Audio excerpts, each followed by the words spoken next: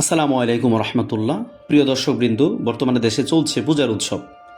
হিন্দু ধর্মাবলম্বীরা তাদের ধর্মীয় রীতি অনুযায়ী এই পূজা পালন করে। একজন মুসলিম হিসেবে প্রশ্ন আসে, আমরা কি এই পূজায় শুভেচ্ছা জানাতে পারবো? আমরা কি পারবো এই পূজায় অংশ নিতে, নাকি নীরব থাকতে হবে? চলুন কোরআন ও হাদিস থেকে এর উত্তর খুঁজি।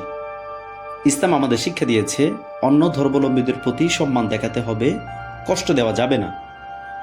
এ ব্যাপারে পবিত্র কোরআনের 6 নম্বর সূরা আনআমের 108 নম্বর আয়াতে আল্লাহ রাব্বুল আলামিন বলেন, তোমরা তাদেরকে গালি দিও না যাদেরকে তারা আল্লাহ ছাড়া ডাকে, ফলে তারা বিদ্বেষবশত জ্ঞান ছাড়াই আল্লাহকে গালি দিবে।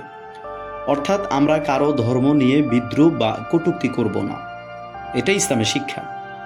কিন্তু অন্য ধর্মকে সম্মান দেখানো আর তাদের ধর্মীয় অনুষ্ঠানে অংশ নেওয়া, এই দুটো বিষয় এক নয়।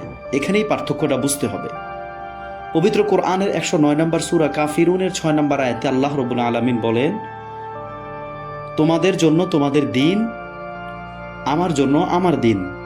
অর্থাৎ মুসলিমরা অন্যদের দিন মানবে না, তাদের রীতিতে অংশ নেবে না, কিন্তু একই সাথে তাদের প্রতি শত্রুতাও করবে না, বরং তাদের প্রতি ইসলামের সীমারেখা মেনে সম্মান দেখাতে হবে।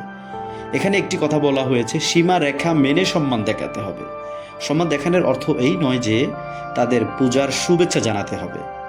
এখানেই অনেকের ভুল হয়। ওলামা ইকরামের মতামত হলো, অন্য ধর্মাবলম্বীদের ধর্মীয় অনুষ্ঠান বা ইবাদতের জন্য শুভেচ্ছা জানানো জায়েজ নয়, কারণ এতে তাদের ইবাদত বা শিরকের কাজে সম্মতি প্রকাশ পায়। ইবনে কাইয়ুম রাহিমাহুল্লাহ বলেন, অন্য ধর্মের বিশেষ ধর্মীয় উৎসবের জন্য শুভেচ্ছা জানানো ইসলামে হারাম। এমনকি তোমাদের উৎসব শুভ হোক বলাও জায়েজ নয়, কারণ এতে তাদের ভুল কাজে সন্তুষ্টি প্রকাশ পায়। তাহলে একজন মুসলিম হিসেবে কি করতে পারি? আমরা ভদ্রভাবে তাদের সঙ্গে ব্যবহার করব, সামাজিক মেলামেশা, সাহায্য, সহযোগিতা, সুসম্পর্ক বজায় রাখব। কিন্তু তাদের পূজার দিনে শুভ পূজা বা হ্যাপি দুর্গা পূজা বলা যাবে না।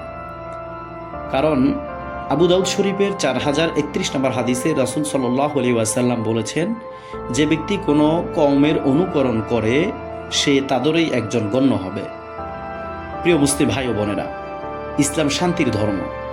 আমরা অন্য ধর্মাবলম্বীদের প্রতি সম্মান ও মানবিক আচরণ করব, তাদের কষ্ট দেব না, কিন্তু একই সাথে আমাদের ঈমান ও আকীদাও রক্ষা করব। তাই পূজার দিনে আমরা কাউকে কষ্ট দেব না, কিন্তু শুভেচ্ছাও জানাবো না। তাদের পূজার আচার অনুষ্ঠানে অংশ নেওয়া থেকে বিরত থাকব। আল্লাহ রাব্বুল আলামিন পবিত্র কোরআনের 64 নম্বর সূরা তাহরিমের 6 নম্বর আয়াতে বলেন, হে ঈমানদারগণ, তোমরা নিজেদের ও তোমাদের পরিবার পরিজনকে আগুন থেকে বাঁচাও, যার জ্বালানি হবে মানুষ ও পাথর। প্রিয় ভাই বোনেরা, আমাদের আকীদা হোক পরিষ্কার, আমাদের ব্যবহার হোক সুন্দর। অন্যের ধর্মকে সম্মান করব, কিন্তু নিজের ঈমানকে সবার আগে রাখব। আল্লাহ আমাদের সবাইকে সঠিক আকীদার উপর অবিচল থাকার তৌফিক দান করুন, আমিন। ভিডিওটি ভালো লেগে থাকলে লাইক, শেয়ার ও কমেন্টস করতে ভুলবেন না। আর নিয়মিত ইসলামিক ভিডিও পেতে আমাদের রাকিবুল ইসলাম চ্যানেলটি সাবস্ক্রাইব করে পাশে থাকার অনুরোধ রইল। আজকের জন্য বিদায় নিচ্ছি, দেখা হবে অন্য কোনো ভিডিওতে। আল্লাহ হাফেজ।